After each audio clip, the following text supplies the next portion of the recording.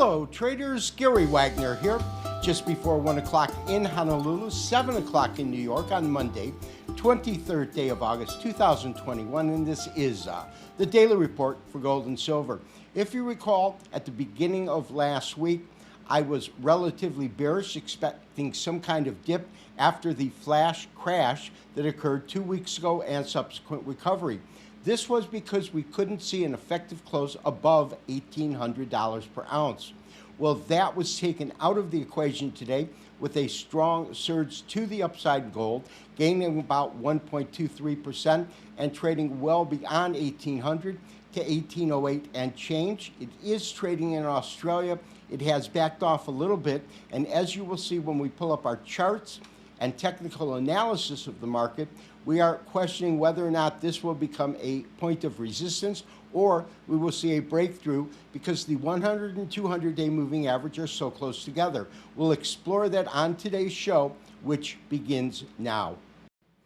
Gold traders and investors moved gold prices strongly higher today, with the most active December contract gaining $23.80. That is an increase of 1.33% and is currently fixed at $1,807.80.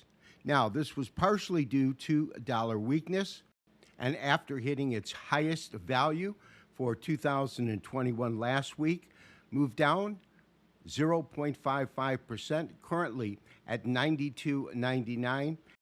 An interesting start to the week, with gold finishing overseas and New York trading strongly higher, easily breaking above $1,800 per ounce. That was a key psychological level, and that is also above the 50-day moving average, which is currently fixed at $1795.50. But it encountered resistance, oddly enough, at the 100-day moving average. The 100-day is currently coming in at approximately $1,810. The high today, $1,809.10, and the current, $1,807.80. We're approximately 7 minutes away from the open of trading in Australia, and the question is whether or not this particular price point on a technical basis will be a point of resistance that can be overcome and the market have a clean breaking out above the 200-day moving average, or whether we'll see some backfill coming into the market, taking it either to the low 1800s or possibly below it. That is the question of the day, because we are all aware of the fact that the moves in gold are precipitated right now by market sentiment regarding whether or not the Federal Reserve adjusts their monetary policy moving forward to account for the Delta variant, which has shown up in recent reports, a manufacturing report today coming in way under estimates, that it could be having an effect on our economic regrowth in the United States. We're also seeing some record numbers of the variant in terms of hospitalizations as well as contractions in certain hotspots in the United States. So while we are 4 days away from the speech by Chairman Powell, we will have posturing coming into his speech on Friday, August 27th.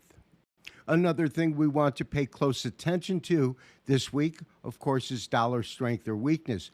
Last week, we saw the dollar index on Thursday have the highest closing price of 2021, and then on Friday, the highest intraday high for 2021, although it closed lower on the day and below the close of Thursday. Today, we had a continuation of the down ticks in terms of a larger red candle, taking the dollar index approximately 0.5% lower. Traders, although it's a little difficult to see on the chart that we put on the screen, daily candlestick chart of December gold, we have begun trading in Australia. We are currently at 1807.40, which is putting it down about 30 cents from the official close that we had marked, and up $1.30 from the official close in New York. We're trading roughly in the same area, just about 30 cents off of that price. The question remains, will the market find resistance at this point and maybe backtrack into the 1800s? Or will it break through? If it does, you can see that the 200-day and the 100-day moving average are only separated by about $3. So it is not that difficult to perceive that a break above the 100-day would be significant and propel the market probably above the 200-day.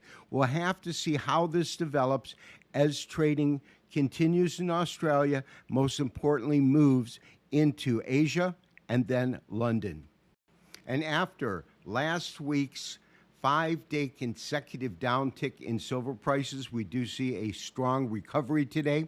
Currently, silver's at 23.64 cents. That's a net gain of approximately 53 cents or 2.31%.